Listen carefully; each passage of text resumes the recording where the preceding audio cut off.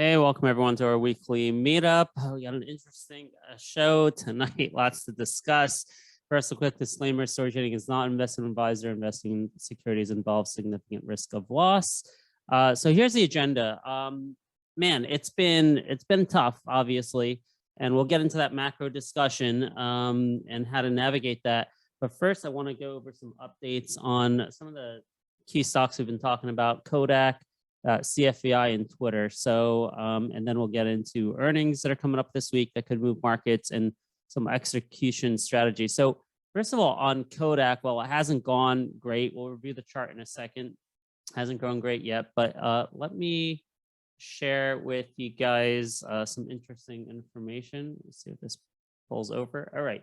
So here you go. You can see what I do here with some of my research. If you go over to Kodak.com, and you click on company and then careers, click on the United States, you'll see their job listings, which is very cool to do that.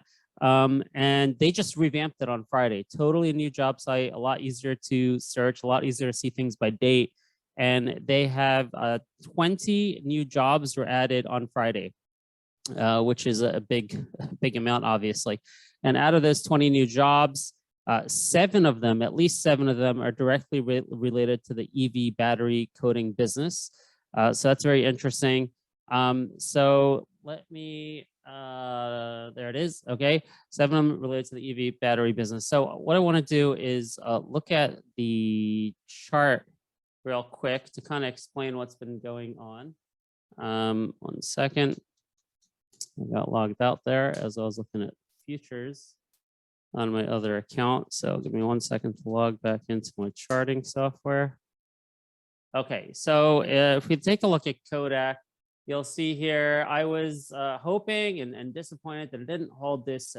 I called it a triple support level. It had the 20 DMA, the 200 DMA, plus that kind of sentiment or psychological support around 610, which is where a bulk of the 3 million shares were bought on the open market by the director. So that didn't hold. It's proving that Kodak is really moving with the market, and you're going to be fighting an upstream battle here. It's moving with the Nasdaq, and it's going to need, I think, specific news. Now, is this 20 new jobs posted on Friday enough, or maybe that's a sign of something that's going to happen? Are they going to start PRing and being more promotional about their EV battery business? Something's definitely cooking. If you look at the job openings that were added Friday, at least one of them refer to production scale manufacturing.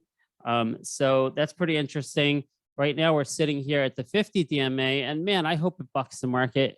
I hope it holds, but if the Nasdaq dies, it may go lower. And whenever rule of thumb for me, when you lose the daily moving averages, I switch to the weekly.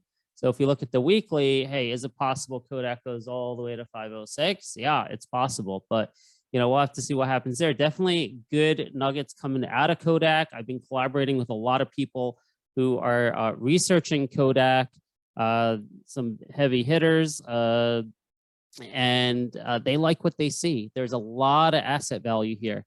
Talking to people who think there's at least $1 billion in asset value at Kodak, and the market cap's like 400 million or so. So actually, what is it today? I don't want to be inaccurate with my commentary. So let me just look up exactly what that market cap of Kodak is right now. So we get it right. So Kodak is at, 435 million, right?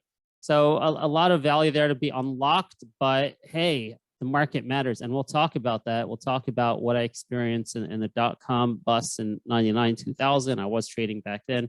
I got some experience from that to share with you. So a CFVI update. I was not around Friday, but after the fact, I saw they have a cloud hosting update. They PR'd or tweeted that they're now hosting Truth Social on their servers, which is cool. Good for the company. Oh, I didn't get a chance to actually pull it up, but I did look at it earlier. Their Alexa rankings keep going up. There's just a lot of good stuff happening fundamentally at Rumble. But the market, right? But here you have a little bit more safety until the merger actually happens. This is a pre-SPAC. So you have $10 support. Looking at the chart over here, you can see had a very nice move in a very, very bad market Thursday and Friday. So this is still one of my larger positions. So I'm happy to see this. Hopefully it's going to buck the market trend. Hopefully it moves up 20, 30%. If it does, maybe I'm going to take some profits. Maybe I'm going to sell some covered calls. And that's one of the strategies I'm going to be using much more often, is selling covered calls on pops. So we'll talk about that as well towards the end of the show. So that's CFVI. The other thing with CFVI is you got to be aware of is it's impacted by whatever's going on with Twitter and Elon Musk. Now, because 10 is the downside, there's like not a lot of downside that happens.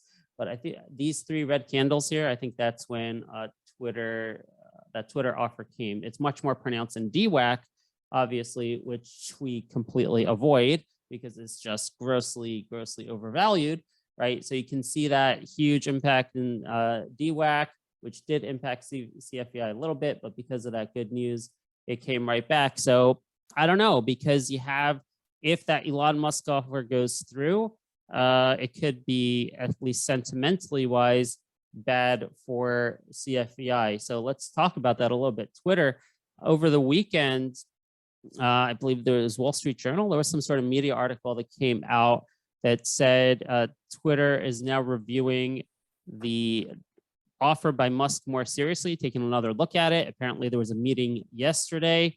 And hey, that makes sense to me because I would say not only because, Elon is getting the financing lined up, but take a look at this. If we look at Twitter compared to, well, you can see it right there, it's obvious, but if like you compare it to the QQQ, I'm not sure that this is unrelated. I'm not sure that this is going up simply because of, Elon Musk is trying to buy it. I think there's a relationship here, and that relationship is the worse valuations get for tech stocks and Facebook, right? The more legal responsibility there's going to be, more breach of a fiduciary duty by the Twitter board. So in a way, the chances of this deal happening at $54 goes higher and higher as the market goes lower and lower, unless Elon Musk decides to himself say, hey, it's getting expensive because the market sucks. So that's something to think about. I am long Twitter. Happily, I'm long something that's doing well. It's been a tough few weeks. So Twitter's been doing okay for me. I've been selling weekly covered calls on about half my position. So that's been working out to generating some income on that. So going back, oh, there's a chart. So actually you can see the chart's actually pretty cool. See, let's pull out there you see it. That's a beautiful chart. Move into that 200 DMA, which is, I gotta move this comparison out. There we go. About $50.81. Given the news we saw over the weekend, I would not be surprised if it tags that in the morning and pre-market, whatever it is. I may take that opportunity to sell some covered calls. Okay, hopefully this deal will be long, drawn out, and it'll take like 2 months, and I'll sell like get $1 or $2 in premium every week. That'll be good. I'll be very happy if that happens. Okay, so that's the story with Twitter. I'm going to open a discussion on macro. I got a bunch of slides to share, a bunch of philosophical and talking points, and I asked Vince to join us because he always has good commentary on macro. And anyone else in the audience, if you want to just stop me at any time, raise your hand, and I'll get you into the conversation. Definitely want to hear what you have to say. But, one thing I do want to say is, hey, sometimes popular wisdom is correct. And why do I bring that up? Bring that up into relation to contrarians and contrarian traders. I had it's a little bit of a, not direct, but an indirect back and forth with Rex, who has been bullish until now. I think I talked to him over the weekend, has kind of changed his mind, but we were kind of at odds on the macro view. Although I did kind of go with his thinking on specific stocks and Kodak outperforming and things like that, and I think they still can. But in any way, Rex, as it turns out, is very much a contrarian trader. Yes, as a technical trader, but he has a bias in terms of what he feels the crowd is, where the sentiment of the crowd is. And then he works that into his charts and tries to take the opposite view. But here's a problem.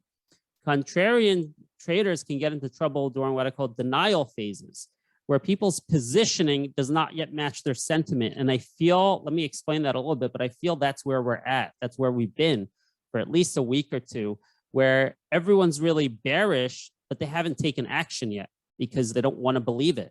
Or, you know, they don't want to sell their Apple stock yet, but they will eventually, but they don't want to sell it now. They're just in denial. And that's when you can have very, very bearish sentiment on FinTwit, and the markets can still go down because those same people who are bearish really haven't sold yet, right? So there's caveats to everything and caveats to every rule that kind of works for people. And if people have a contrarian system, I think you can get into trouble with it in this, what I call denial phase. So let's look at the QQQ chart. I got myself into a little bit of trouble recently, and I'm going to try to get myself back on track. And, you know, I was, part of the reason I got myself into a little trouble was because I was doing so well, and I let it get to my head. Between November and March, I was just spot on with my macro predictions and my positioning and what would happen with microcaps and everything else like that. I kind of had a little bit of a pre-programmed trade to buy back and to get rid of all my hedges when interest rates were raised. And that's what I did. So far, so good. I was having a great year, but I got sucked into this part right here, right? We had this big move, and this move above the 200 EMA kind of tricked me, along with, you know, colleagues who I trust like Rex. And this candle 2 days later where it touched the 200 EMA, these two candles kind of really tricked me. I'm like, oh, you know what? Maybe inflation will just send all asset prices up, you know, and I got mixed up a little bit, and you know, I wasn't really positioned for what came here. So I need to do a little bit of getting back on track. I even, you know, said back here when we're touching these levels, I'm like, the next time to kind of go short or to hedge will be when you see a conversation starting about recession. I've been talking about recession since early November. I was like the lone voice talking about recession for months. Not only on FinTwit, but in our community. And I said, hey, when people start talking about recession, that's time to take some off the table again. I did not heed my advice personally. I got, you know, excited about Kodak and some other specific picks. One thing I did do right was when Netflix had those earnings, I bought Apple puts right away, and they're up like 200% or so in just about a week. So I want to talk about Netflix as well and the impact on the stock market, because I think it is related. So that's the story here. And you can see here, the Qs are probably, you know, in futures. At this point, it's a given. Whether it happens in futures or pre-market or regular hours, it's a given. It's going to retest the lows down here. I don't know, was the low February 24th? I'm not sure exactly where the low was, but it's going to retest that low for sure.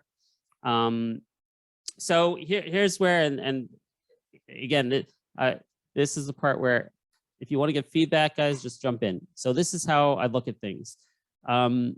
This is a chart of ARK, and we're going to go through Q and SPY and everything.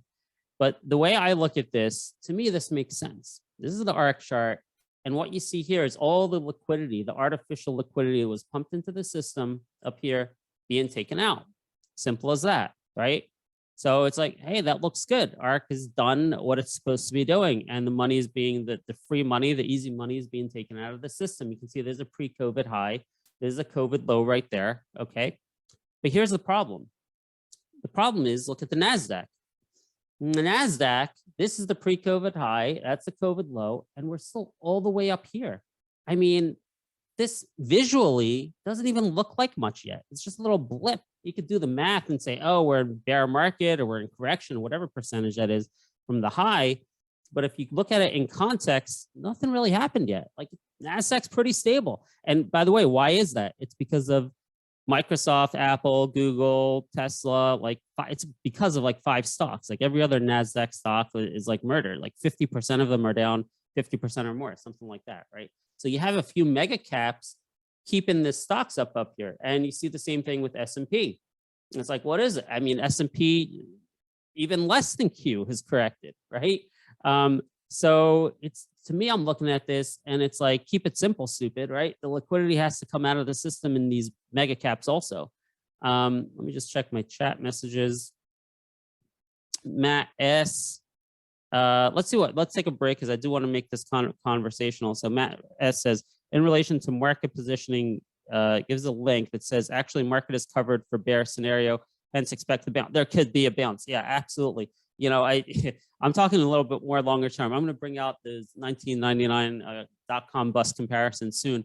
But yeah, it could be plenty of bounces. You can have plenty of bear market rallies. You know, what I'm talking about, I think can happen over quarters. And take a look at this. This is a comparison of the Nasdaq bust compared with ARKK. And you can see that if it follows the same pattern, it might potentially have more to go. But here's the real problem. It's what happens if the S&P, you know, corrects and go. By the way, this is a bull market trend line. This is a 200-week moving average. It held over here at the COVID lows. It held in the 2018 crash over there. So to me, it's not even a big deal, right? In terms of the bull market being intact, if you go all the way that 200-week moving. So this is like nothing's happened yet. All that's happened is a lot of excess was taken out of risk stocks, but not yet out of Apple, Google, Microsoft. I think all of them report this week. Do they? Well, look, I think all of them report this week, right? So, so what happens then? What happens to risk assets and ARK? It's already felt. What happens if the SPY and the Nasdaq now correct?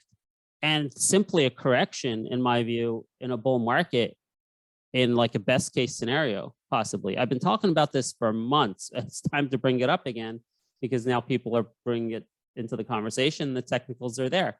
And here's the thing I really worry about is that comparison with 1993, 1999, 2000 bust. This is really what I worry about. Look at the peak in the Nasdaq in 2000. It took 17 years for the highs to be regained. The highs to be regained, right? Did I say that right? So that's definitely something that's been on my mind. And if we look at Netflix, I talked about this, and there were a lot of people that morning or that afternoon, whenever it came out, I'm like, aha, this is a recession warning. And I think I've been vindicated just based on price action. That day, I couldn't find any agreement from anyone, honestly, you know, that everyone was, this is company specific, it's company specific. And I grant them that. It could be company specific. But in a strong economy, people will fail to cancel services they don't use, services that don't give them value. They'll continue paying for it in a great economy. So which services do you cut off first when people are worried about their pocketbook, when they see food prices soaring and general inflation going up, and people are like, you know what, maybe I got to save a little bit of money because I got to put food on the table at the end of end of the day. So what are you going to cut off first? The stuff you use the least. That's just common sense. So that's why I had a YouTube session that morning. Is Netflix a recession warning? And the next 3 candles, look what happened. And Apple got clobbered, Google got clobbered. And again, you find a lot of the talking heads saying, no, it's Netflix's company specific. I think they're saying one thing, doing another. Or I think it's the smart voices are not really loud about this, and other voices are loud about it, but the smart money is going ahead and selling Google, selling Apple, because they, like me, see this as a recession warning. So that's where I'm at. I could be wrong, of course, but that's my view on it. Let's see, there's another chat message here. Matt says spot on. So I don't know what that was in relation to, but all right. So I'm going to pause there before we go. Vince, I want to bring you on. Do you have any commentary on any of these charts, or what if you want to share your kind of prediction on where we're going? That'll be great. Yeah, let me go ahead and show you some of my screens. You're gonna have to enable me to do that. Okay. Let's see. 1 second. Go ahead. Okay, so let's see. Let me pop. Can you guys see this? Yeah, it's coming. It's coming. All right. All right, now we see it. Go ahead. So this is my interpretation of what's happening to the QQQs. I'm a big fan of trend lines in the VWAP. If I look at this on a monthly, going back to 1990s, this is the last .com bubble. And Ben, you were right. It takes about 16 years But we also reached a level in 2009 in which, we had the Great Recession, et cetera. If you draw a trend line from there, it's pretty ugly. But I do believe that things got so bleak here, and technology and innovation goes at as an exponential curve. So these trend lines are almost meaningless. But what does strike me is this. This is a channel that started the last time the correction from the Feds occurred from the hike. Okay, so that's the low, VWAP low trend line. From there takes you to about 270 on the QQQs. If I take the VWAP from the pandemic low, we're looking at 320, which coincidentally, we're coming in close. I personally think we're going to breach that. I personally think we're going to go ahead and test somewhere around here. I have an ugly feeling. I have a bad feeling about this market. The way it's acted over the last few months has just been ugly. And I just have a sense, unless we bounce sooner or later, 300, in my opinion, is a given. I think we're going to go test that. It's a matter of time. This is just from a chart standpoint, but there's a couple of other things that I've been looking at. I'm in the real estate business, and I don't know if you guys can see this, but let me show you. Let me screen this. Well, let me just stick with the charts for a second. All right, so that's QQQ. So let's take a look at the chart of Apple. So I firmly believe that, the market's made up of leaders. They've already, if you look at, let's go back and look at Google. Google is problematic because this has been, one of the most reasonably valued companies. It's got pricing power like Apple. I think when you look at the Nasdaq, to me, Apple and Google are the strongest, reasonably valued and have the highest pricing power next to Amazon. When I see this, it's very concerning. This thing can go easily back down to below 2,000, all right, very easily on Google, all right. Apple, I put a chart back in VIP charting a long time ago, and I figured, I said I'll buy it at 120 if it gets there. I personally think we're going to head there. This is a long-term trend line going back to, the top line is going back to 2017. Once it takes out resistance, it becomes support. When it took support out in June of 2020, and then they announced the stock split, it's never looked back. I personally think we're going to go test that. All right. So you have to, in your metrics and weighting of the indices, figure out where do you think the QQQ and the NAGS is going to be if this takes to 120. I'll be a buyer all day long. Worst case scenario, we hit the 2018 correction from the Fed hikes. That puts you at 100. These are very reasonable, guys. I have a sick feeling about this, but that's a 60% retracement. It could go there. This recession talk to me is problematic, because even if you look at Apple from a monthly standpoint, look at this. This is just this is 2017, 18. We're talking about a $20, $30 stock, and it's basically more than quadrupled.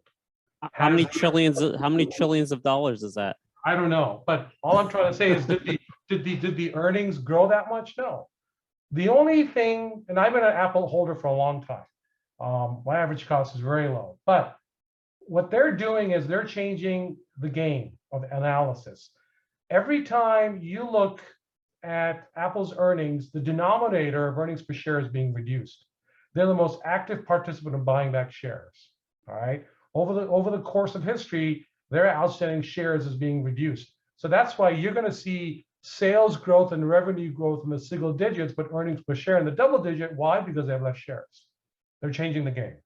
All right. So it's hard to look at Apple, but the other one that I looked at was ARK. Okay. Now let's look at IWM for a second. One more sec. Where's IWM? Okay. Now I posted this chart earlier, and it was a long time ago, and I said the COVID impact. This was the overselling, and I felt this was the surplus. This is overdone. Now we're below this trend. This is in a very supportable channel. Don't be surprised. We're easily going to go take 160 out. That's not a problem, because here's a concern I have.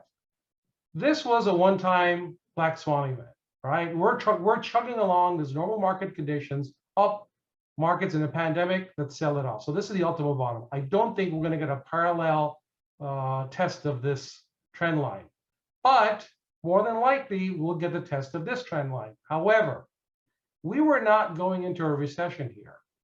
We were actually in a pretty decent economic environment. Even when the 1819 collapse occurred, this trend line held. So if we breach this trend line, I have really bad concerns. That's how I'm looking at IWM. All right. The last one, I think, was the Nasdaq. I think Nasdaq's got a lot of issues. Oh my mouse just went dead. Okay.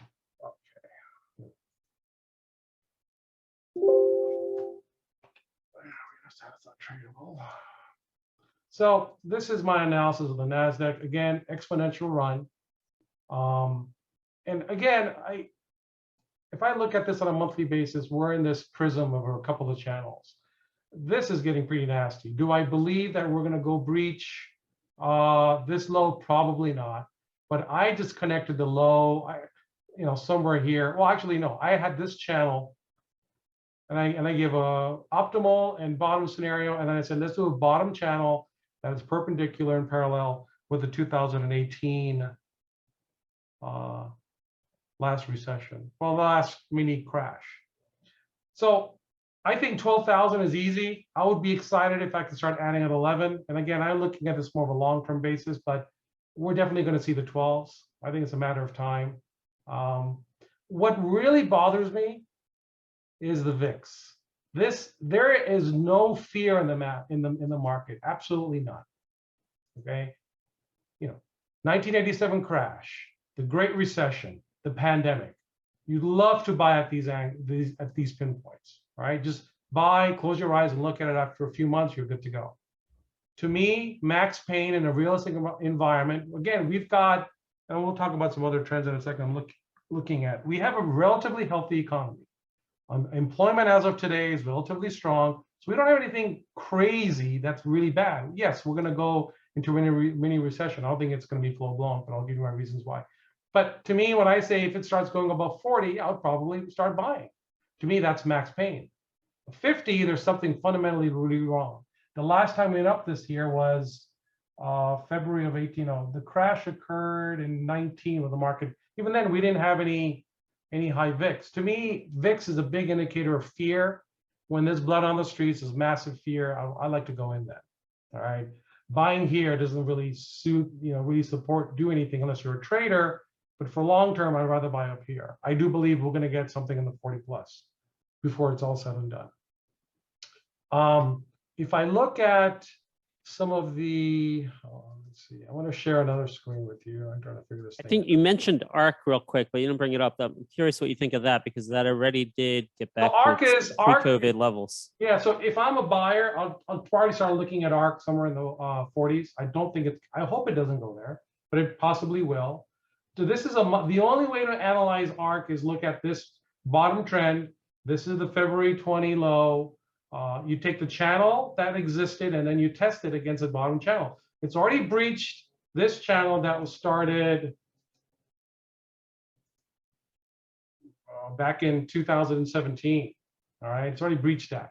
So now we're really getting hit. So they're really coming after and I had a channel here on the downlink. It's acutely breaking that too. So this is just falling like a rock. I'm not going to jump in. I'm going to wait for some bottoming process. There isn't any here. It's just ugly. It's just, there's nothing here that tells me that things are going to get better. There's nothing. All right. We may have a bounce, but listen, if ARK is doing this and Nasdaq's not even close to going down, we got some major headaches ahead of us. Yeah, that's my concern right there, because a lot of the stocks that we collaborate with in our community, I've noticed correlate very well with ARK more than anything else. And I attribute that to just the market considering even stocks like SMSI as a quote unquote risk asset.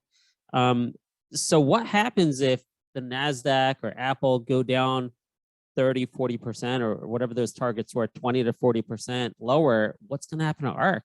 ARK will go down, but I don't think to the same degree. It's been beaten down so bad, and history has showed me, and I don't know why. I don't know why the growth stocks start bottoming out before the generals, but they tend to do that. Is that true? They do bottom out before the generals? Typically, yeah, in history. Okay. So here's the other problem. The market, some of the leaders like Amazon, Google, and Tesla, all right? Tesla has had a phenomenal run. I mean, it's done nothing but amazing news. But here's the problem. Google announced a 30 or 20 for 1 stock split, and there was a 3,000. Where is it today? 2,300 and looking ugly. Amazon announced a stock split and shot up to, I think, 34, 35. Where is it today? And it's looking ugly. Tesla is the only one that's bucking the trend as of now. But my concern is if this breaches 1,000, see this yellow trend line? It's held since 2021, all right? And it broke here, but it's right back to this trend line again. If it breaks 1,000 and we go below this VWAP of 800, everything is priced in perfectly for Tesla. They've had they're changing the world, amazing earnings. They have another stock split supposed plan, but it is not acting. The stock is still getting sold off. So you've got some of the most powerful companies that have pricing power and are the leaders, and they've had nothing but amazing news, and the markets are still shit. That's a concern to me. It really bothers me because any good news is being discounted, which means that, you know, the algos or the hedge funds, whatever, they think that there's fundamentally something really bad coming ahead. And it could be because of the fact that the stocks ran up so much that they were priced for perfection, that the minute you disappoint, a la Facebook or a la Netflix, you're going to get pummeled. So I don't have the answers. I don't look at the market. I can't predict. I just look at probabilities and I look at stats, and nothing is positive in my opinion. Yes, are we going to have a short-term pop? Absolutely. I think we're going to have a pop by next week.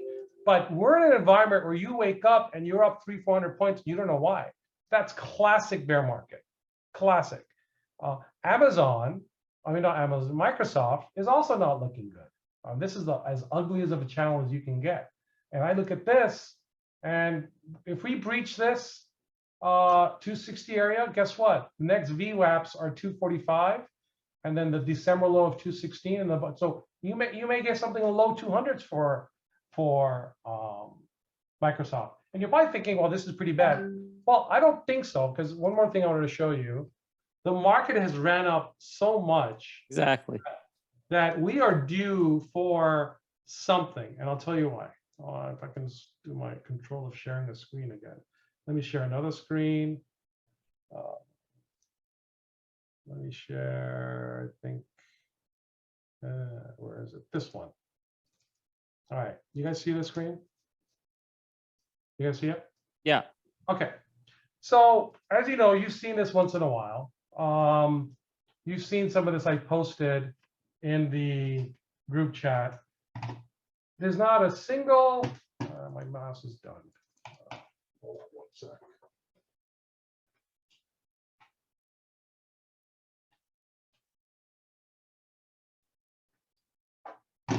Okay, there's not a single, so I know a couple of traders and we play this mini game. No one's invested in anything. He's been consistently up 30, 40% for the last 3-4 years. This is his portfolio at the beginning. He's down 28%. Another guy that I follow, he's done phenomenally well. He's down 46%. So if you guys are down, some of the most smartest people I know are really down. The leaders suck. The Nasdaq's down. I mean, the Dow's down 6. Again, this was a concerning. These are not monumental declines, and yet most people are down 30, 40%. Yeah. What are we looking at here? I see a Google search page. Oh, sorry. I gave you the wrong one. Hold on.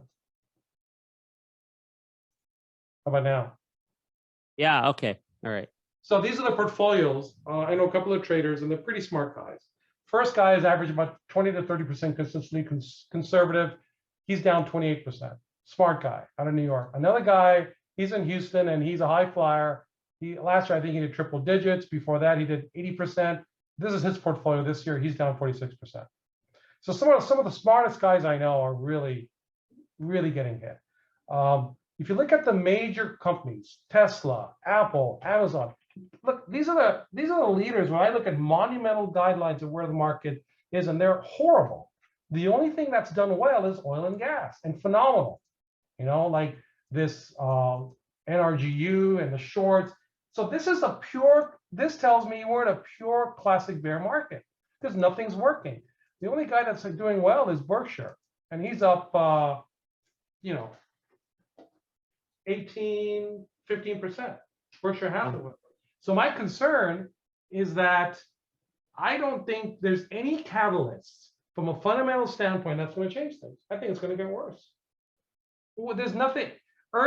Listen, we've already had perfect earnings across the board. This year is not going to get any easier. We've got higher rates coming, people have less money, and we're having a global slowdown. It's going to be, in my opinion, horrible. I mean, this is my opinion. I don't want to scare anyone, but this is what I'm looking at. Okay, my Excel's better. All right, one more thing. If I look at the Fed funds rate, we're ticking up. I get that, all right? But I'm in the real estate market. This is what scares the crap out of me. So the housing market in the next couple of months, you're going to see a little bit of issues pop up. The apartment market's going to stay strong because a whole bunch of would-be apartment homeowners are going to become apartment renters. This is a problem, all right? Housing inventory has not changed, but when this starts ticking up, that's only going to add to the fuel to the fire. Again, we're talking about more articles about housing bust. We're looking at record home prices. Everything's on the up and up. Food costs are going through the roof, but unemployment is low. Now, I'm of the old school that says you don't have a recession unless unemployment's high and you have negative GDP growth. We're not even close to that. So this could just be a slowdown in the economy, and then we just may have a nasty pullback, and then the Fed stops and halts and says, okay, by the end of this year, that could be it. I just don't see any signs of a recession. Household net worth savings is at a record high. I don't think we're going to have a bad recession if we do. Going back to the returns, let's show you this. Where did it go? Oh, so this is BofA's global forecast. So everything's, down. And Puru Saxena, which I follow, he's been pretty accurate. He's thinking somewhere around 12,000 on the Nasdaq before we test this. So to me, is that the, I think I follow him too. Is he the one who's like very bullish on growth stocks usually? Yeah. He says second half of this year. And we, if I look at the QQQs, if you look at these returns, I mean, if someone were to index this, you're looking at like a 3 or 4 times growth. We're due for a nasty pullback.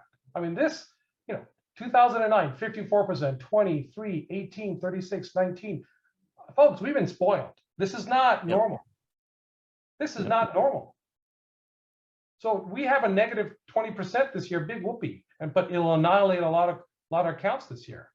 So I just think that people need to step back and realize the 10-year average in the QQQ is 19, right? The stock market's average is 10. I think we've gone way ahead of what we should have.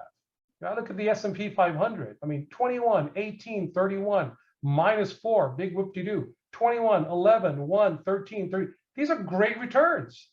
And here's a recession, -37%. We're at -9, and we haven't even had a recession yet. So I think things could get ugly pretty fast, but it's not the end of the world. Unfortunately, there's a lot of people in the market that just came in within the last few years. And I think that people are going to have a zoom out on your charts and have a longer term perspective. Because I don't think, like I said, the indices haven't even corrected yet, but there's been massive carnage of many portfolios. So that's how I look at things. Do I think we'll have a recession? I think we're going to have an economic slowdown because, I mean, I'm from Southern California. Everyone here has tons of cash. Homes are still very expensive. And I can't hire anyone because unemployment is like record low. So you've got multiple forces. Will that change? Are people going to get squeezed because, higher interest rates, energy costs up, food costs up? Absolutely. I mean, my Costco trips used to be 300-400. Now they're 500-600. I look at that, I'm like, okay, this is kind of unusual. Costs are up everywhere. So I think that these are all things that we have to look at. And there's no catalyst that tells me that we're going to bottom anytime soon. I just don't see it. I just don't. Fundamentally, what's the catalyst? I don't see it. What is it? I don't know. Anyway, that's sorry to be depressing, but I just look at black and white. So yeah, that was awesome. No, I think you validated a lot of what I'm thinking in a much more technical manner. So I appreciate that. That was awesome. Anyone here have any commentary or questions for Vince? If you do, just go ahead and raise your hand or throw it in chat. So let's, are you expecting major? I do expect a correction, but I don't think we're going to get a crash. I just think we're going to get a constant chip away we're going to hit levels where you're going to see a lot of levels of interest by buyers and sellers, and the sellers are going to overwhelm. I think it's going to be a war between the bull and the bells on a down channel. I just don't think we're going to we don't have anything fundamentally that says we're going to crash. Are we overvalued? Yes, but that's also a function of the Feds and everyone having cash. So when you have a liquidity drain, it's not going to wipe out the system. You're just going to have a corrective format. You're going to have more sellers and buyers, but it's going to be a constant battle.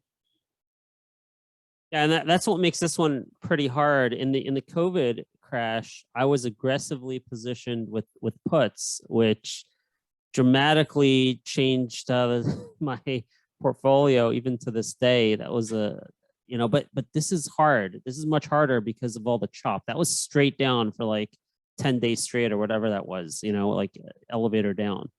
But as you said here, this is just chop and a downward channel, and making money in this environment is super hard. Ben, the other thing, I don't want to interrupt you, is three guys that I follow. This guy called Dan Zanger. He's been so I went to cash, a lot of high cash levels in November. Puru, AJ Monty, and Dan Zanger. Puru is free. Dan Zanger is a subscription-based service, and then AJ Monty is free. When I started looking at their weekly reports, I was not feeling giddy in November. Dan kept on going to high cash positions, and then he would go in. The last three morning reports I've gotten, he's been shorting things. So, and Puru's been negative, and AJ Monte's been sounding alarm. So I looked to three, and these three guys don't know each other. They're three separate market participants, but they seem they don't push anything. Well, they try to push the services, but their analysis is, the way they arrive at their analytics is very sound. It's not BS, and I look for things like that, and they're all consistent in their beliefs. So none of them are bullish right now. They're all bearish. So, hey, well, on that note, let's thank you, Vince, for that. Here, by the way, do you have a social media account that people can follow? I do not. Okay. All right. Well, that was awesome. I didn't know that you're so handy with those charts. That was great. I'm glad I asked you to come tonight. Very cool. So here are the earnings for this week. You can see the ones that are kind of boxed out. Maybe more important, we got Coca-Cola tomorrow morning. The big ones, Microsoft, Alphabet, which is Google, obviously, Facebook the next day, Twitter on Thursday. That'd be interesting. I wonder if that will impact at all. I guess if it's like bad, then more pressure on the board to accept Elon's offer. Apple Thursday. Apple's the one I have puts on. I just feel, and this is just, I could be wrong, but I think out of all these players, Microsoft and Google, just like we saw people cut off Netflix first, I don't think Apple products are too far away from that, right? And of course, a lot of people will go ahead and upgrade their iPhones like they normally do, but some people live paycheck to paycheck, and those people are going to be, I'll defer my iPhone purchase this year, or maybe I won't buy the AirPods. That's what I think. I think it's more of a discretionary spending name. And that's why I have puts on Apple that have been paying off. But hey, man, that Google chart that you showed looked ugly. And if there is a recession, obviously advertising is hit usually pretty hard, ad revenue in a recession. But we'll see. I think Apple probably, in the numbers they're about to report, maybe they have some issues from supply chain, but I don't think on the demand side will show up yet in that first quarter report. But I think guidance can possibly be soft on Apple. So I'm a little worried about that.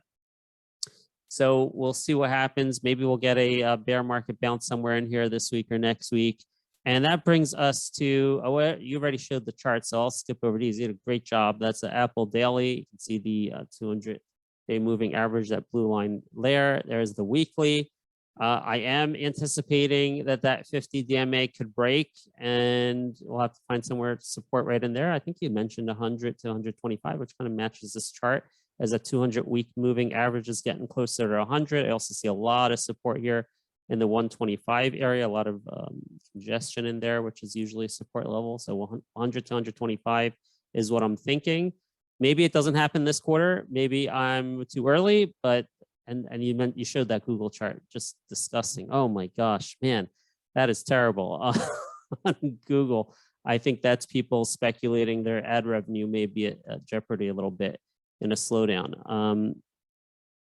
We'll come back. There's a question for Vince before we get to the final section on execution strategy. So Bart Watson asks, Vince, are you of the opinion that it's still worth selling? Okay, that's good. So this dovetails right into this thing. So what do you do with micro caps, right, that have already been written down 50% or more already, because it only looks like it's going to get worse? So you think, okay, that's a perfect segue into execution strategy. And in fact, look at that. Bart, the first bullet I had on here, impact on value microcap. So since you addressed that to Vince, I'll let Vince take a shot at that first. I would basically ask Bart, what's your time frame or horizon, and what kind of microcaps? Are they profitable? Are they cash flow positive? What areas are they in? In an environment like this, I don't have the perfect answer for you. If I did, I'll, but I would probably just wait and to see how the market goes, because microcaps may not get hit another 50%. They've already been beaten down pretty hard. And I do believe that they may be the first to start at least bouncing around a leveling. I look for leveling patterns. I don't look for a bounce. I just look for, a battle between the bulls and the bears, where they go up and down and it forms some type of formation. That may not happen now, and they may go lower. I don't have the perfect answer for you. The only recommendation is, I would say, what is your time horizon? If you can withstand and wait it, 5-10 years, then yeah, hold on. But if it's something you need the capital for sooner, then that's something you have to assess yourself. Yeah, that's good advice. And I agree with that leveling, which I call it stability, right? I think once you have stability, then you can get back to potentially individual stocks outperforming based on catalysts. Right now, the catalysts don't matter. Like, everything's being taken down with the major indices. Like, it doesn't matter that, T-Mobile launched that SMSI app. It means nothing in a market like this. But once you have stability, then it could mean something. So yeah, look, I've been so I've had this issue because I've held on to, VTSI was one stock I did not sell any shares of at all. Back in November, I started selling off a lot of biotechs. I sold off all of the growth stocks.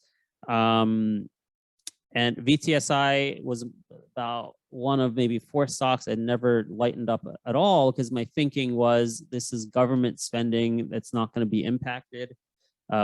Police safety. And by the way, I brought this up in the VIP research room. I think something worth looking into potentially is a stock like ADT.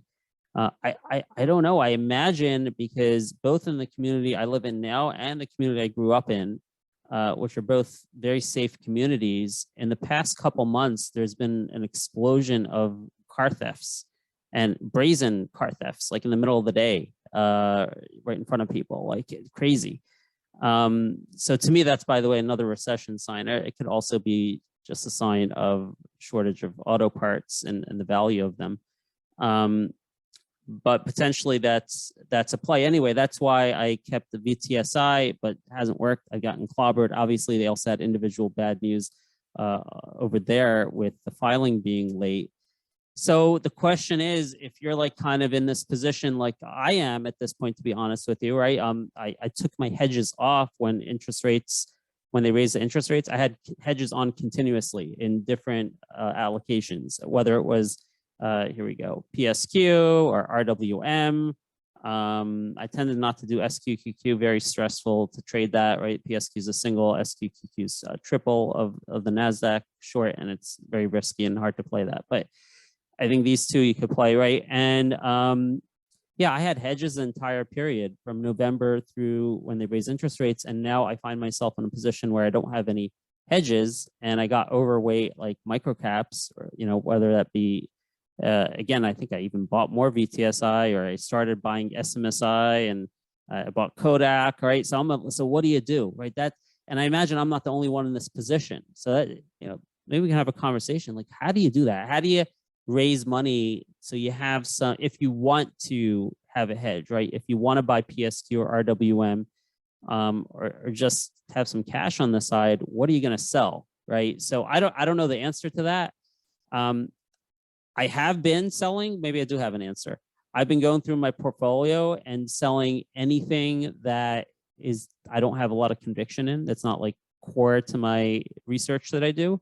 And there's plenty of little things. I have small positions in a lot of stuff. Like, so I've been selling those, building up a cash position over the past week. Will I buy some PSQ or RWM with that? Maybe, maybe not. I'm not sure. I might tend to think about shorting Apple or Google more than PSQ or RWM. I'm not sure. I got to think about that. But yeah, puts and SQQ, very hard to do. That's a third Q over there. If you're a trader, you can do that. But one of the things that I'm doing, which I feel much more comfortable with, is selling covered calls.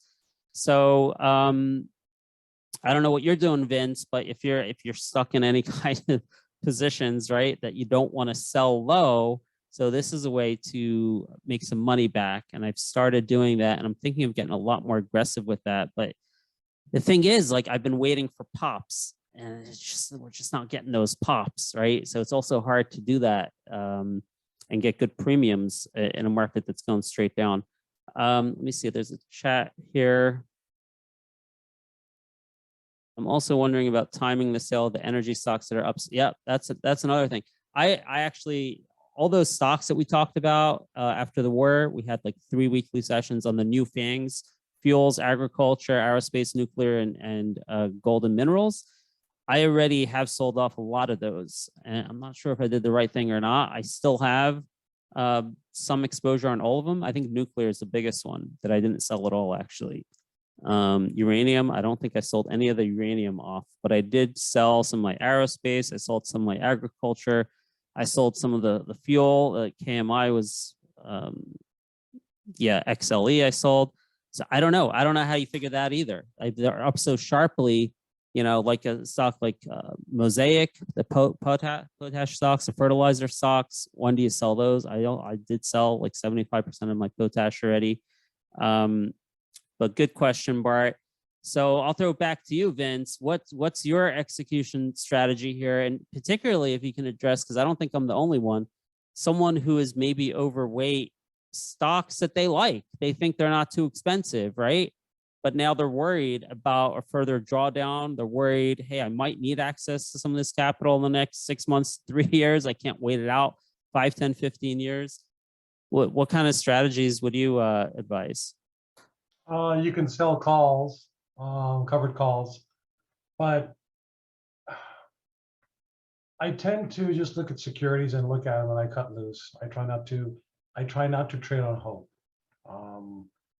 Hope will get you killed. So to me, things are very black and white. If I like them and I think they'll come back, then I would wait for a bottoming process and start averaging a little bit, or sell calls so you can collect some income.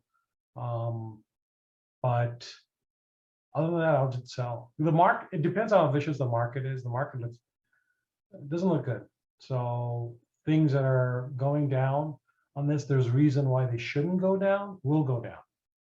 And right now, Obviously I joined StoryTrading because I met Ben. I really liked his 4 pillars sentiment, and that will work in a normal environment. Very difficult to implement it in this kind of crappy market. It's just tough.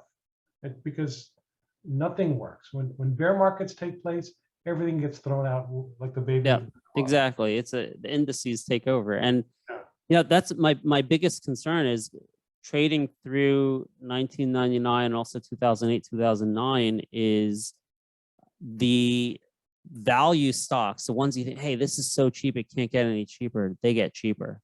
Like I remember plenty of stocks, especially in 2009, trading at negative enterprise values, right?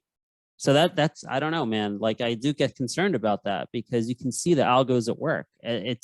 It's like it's an uphill battle. When IWM goes down and QQQ goes down, like they're selling off SMSI and there's nothing you can do about it. You and I and Mark and everyone else can come in here and try to buy as much SMSI as we can. It's still going down. They're going to short it. Their computers will like short the shit out of that thing to make sure that it's going down with the indices. That's what it seems like to me. So definitely, I'm concerned about those microcaps, that even the ones we like in this community. Yeah, you cannot anticipate a bottom because on the other side of the trade, you've got computers with countless cash that'll just take you out. So you cannot anticipate or try to plan a bottom. The best you could do is just wait and sit tight. And in a market like this, if it gets worse, they will sell everything and to ridiculous levels where you may feel it's a good value, and you say, well, this is crazy. I'm going to buy it. I know it's worth this, and it'll still go lower. That doesn't mean you sell. You hold on. In 2008 or 9, I bought Bank of America $3 a share, and I was shaking when I executed the order because I thought I was going to lose my money. I remember having money at Washington Mutual, and I ran there because I was over the FDIC limit, and I thought they were going to get nationalized. I've been that too. I've been through trading environments where you think you're in Armageddon.